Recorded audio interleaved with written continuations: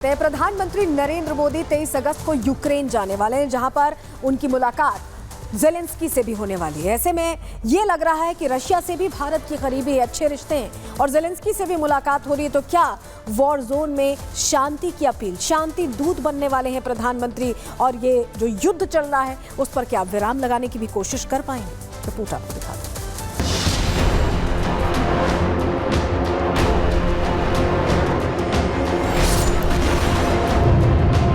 प्रधानमंत्री मोदी का यूक्रेन दौरा, क्या युद्ध रुकेगा? वॉर जोन में पीएम क्या करवाएंगे सीज फायर?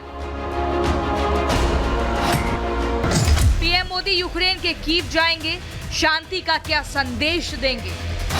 अपने फैसलों से हर किसी को हैरान करने वाले प्रधानमंत्री मोदी एक बार फिर से पूरी दुनिया को चौंकाने वाले हैं। लीग से हटकर काम करने के लिए जाने जाने वाले मोदी इस बार ऐसे देश की यात्रा पर जाने वाले हैं जिस पर पूरी दुनिया की नजर है। वो देश है यूक्रेन। 21 और 22 अगस्त को पीएम मोदी पोलैंड दौरे पर हैं, जहां से वो ट्रेन से 10 घंटे का सफर तय करेंगे और कीव पहुंचेंगे। 23 अगस्त को यूक्रेन में करीब 7 घंटे से ज्यादा समय तक वॉर जोन में रहेंगे। वहां के राष्ट्रपति वोलोदिमीर ज़ेलेंस्की से उनकी लंबी बातचीत होगी।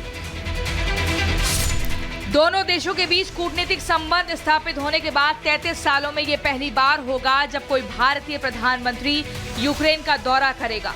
पीएम मोदी पिछले महीने 8-9 जुलाई को रूस में थे। पश्चिमी देशों को पीएम मोदी का यह रुख नहीं भाया। हालांकि मोदी अब यूक्रेन भी जा रहे हैं। रूस और यूक्रेन के बीच पीएम मोदी के दौरे के बीच सिर्फ 1.5 महीने का अंतर है। तो क्या इसके पीछे कोई बड़ा संकेत है? क्या प्रधानमंत्री नरेंद्र मोदी ने 2.5 साल पहले शुरू हुए रूस यूक्रेन युद्ध के अंत की स्क्रिप्ट तैयार कर ली है? क्या उन्होंने अपनी स्क्रिप्ट पर रूसी राष्ट्रपति व्लादिमीर पुतिन से मोहर लगवा ली और अब यूक्रेनी राष्ट्रपति वोलोदिमीर ज़ेलेंस्की के सामने इसे पेश करने जा रहे हैं? ये सवाल इसलिए काफी गंभीर है क्योंकि दुनिया प्रधानमंत्री नरेंद्र मोदी पर आस जता चुकी है कि वो चाहे तो रूस यूक्रेन युद्ध खत्म करवाने की राह तैयार कर सकते हैं। पीएम मोदी रूस भी पुतिन के बुलाने पर गए थे और यूक्रेन भी ज़ेलेंस्की के बुलावे पर जा रहे हैं। इससे एक बात तो साफ है कि पीएम मोदी की विश्व गुरु वाली छवि है, उससे दुनिया सहमत है। दुनिया मानती है कि मोदी दोनों देशों के बीच चल रहे युद्ध को रोक सकते हैं। जैसे कि दुनिया भर के ताकतवर नेता खुलकर स्वीकार करते हैं कि मोदी विश्व पटल पर एक प्रभावी शख्सियत है, तो फिर वो रूस गए इसलिए किसी दबाव में सिर्फ संतुलन साधने के लिए यूक्रेन तो नहीं जा रहे होंगे। बस 1.5 महीने के अंतर पर दोनों देशों की यात्रा के पीछे मकसद कुछ तो बड़ा होगा। Bureau report, Republic Bharat.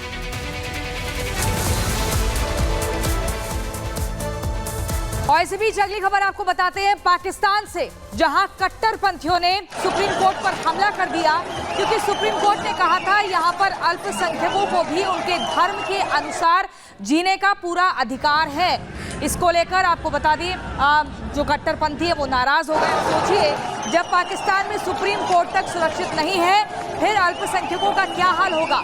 Pakistan के चीफ जस्टिस काजी फैज ईसा के सिर पर कट्टरपंथियों ने 1 करोड़ का इनाम रख दिया, जिन्होंने एक अहमदिया व्यक्ति मुबारकी सानी को राइट टू रिलीजन के तहत इश्निंदा के आरोपों से बरी कर दिया था। इसके बाद हजारों कट्टरपंथियों की भीड़ सुप्रीम कोर्ट में घुस आई और चीफ जस्टिस काजी फैज ईसा के इस्तीफे की मांग करने लगे।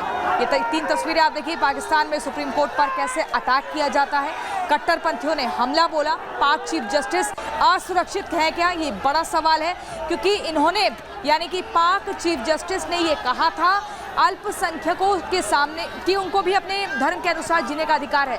ये कट्टरपंथियों को रास नहीं आया और उसके बाद उन्होंने किस तरीके से प्रहार किया, ये तस्वीरें आपके सामने हैं। पाकिस्तान में सुप्रीम कोर्ट पर कट्टरपंथियों की भीड़ ने हमला किया।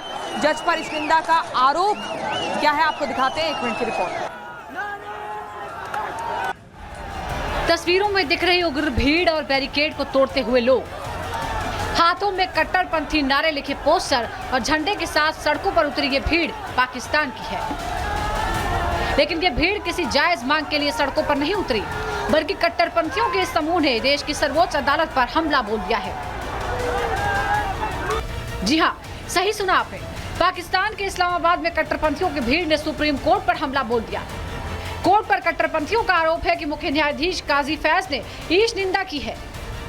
यहाँ आपको यह भी बता दें कि काजी फैज ने अपने एक फैसले में कहा था कि गैर मुसलमानों को भी अपने धर्म का पालन करने का अधिकार है।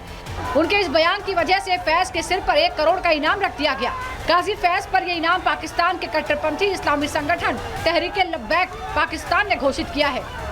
ऐसे देश में न्याय और कानून की क्या उम्मीद की जा सकती है जहाँ खुद कोर्ट और जज ही सुरक्षित नहीं। Bureau report, Republic Bharat.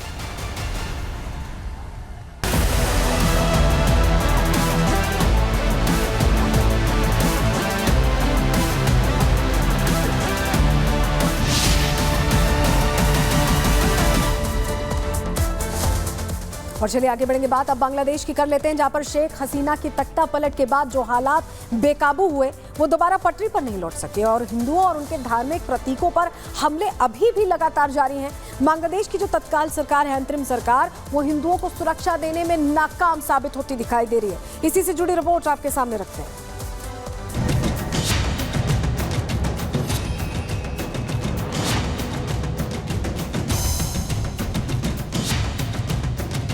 Bangladesh सरकार के दावे ध्वस्त।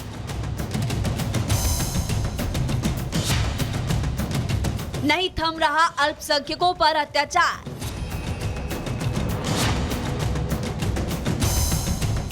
नौकरी से लेकर जायदाद पर खतरा बरकरार।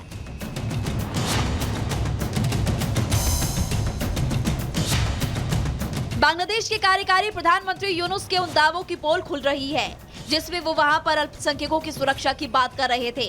बांग्लादेश में हिंदुओं पर अत्याचार जारी है।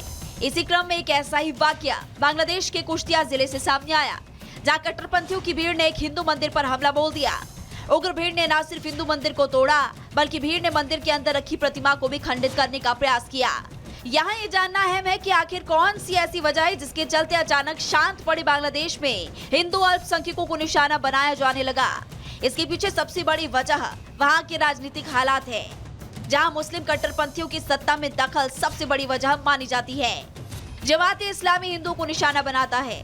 हिंदुओं की जमीन पर कब्जा करना इसके पीछे मकसद है और मुस्लिम वोटर्स को बांग्लादेश सरकार ने छूट दी है। राजनीतिक पार्टियां ध्रुवीकरण करवाती है। हालांकि बांग्लादेश में हिंदुओं पर हमले कोई नई बात तो नहीं है, पहले भी हिंदुओं पर हमले होते रहे हैं, लेकिन शेख हसीना के तख्ता पलट के बाद से ऐसे बिगड़े हैं हालात कि सुधरने का अब नाम नहीं ले रहे। आए दिन किसी न किसी हिंदू मंदिर पर हमले हो रहे हैं। बीते दिन कट्टरपंथियों की भीड़ ने न सिर्फ ढाका कॉलेज पर हमला किया, बल्कि अंदर बने मंदिर को भी नुकसान पहुंचाया। लेकिन बांग्लादेश में अल्पसंख्यकों की कोई सुनने वाला नहीं है। अंतरिम सरकार मुकदर्शक बनी हुई है, ना तो मुकदमा दायर किए जा रहे हैं और ना ही कोई कार्रवाई की जा रही है, जिसके पीछे बांग्लादेश घटती हिंदुओं की आबादी है। बांग्लादेश में हिंदू आबादी 7.9 लाख प्रतिशत, ढाका में 24 लाख, रंगपुर में 20 लाख, खुलना की बात करें तो 20 लाख है, सिलहट में 13 लाख तो चटगांव में 20 लाख। 7 जनवरी 2024 को बांग्लादेश में हुए आम चुनावों में वहां रहने वाले अल्पसंख्यक समुदाय ने प्रधानमंत्री शेख हसीना की पार्टी अवामी लीग को वोट किया था ताकि वो सुरक्षित और शांति से रह सके। लेकिन शेख हसीना के तख्ता पलट के बाद से हालात लगातार बेकाबू होते जा रहे हैं। इन मामलों में कार्रवाई न होने और आरोपियों को सजा नहीं मिलने के चलते कई कट्टरपंथी संगठनों के हौसले बढ़ रहे हैं। यूरोप सरकार अगर जल्द ही कोई बड़ा फैसला नहीं लेती तो आने वाले समय में हालात और ज्यादा भयावह हो सकते हैं। Bureau report, Republic Bharat.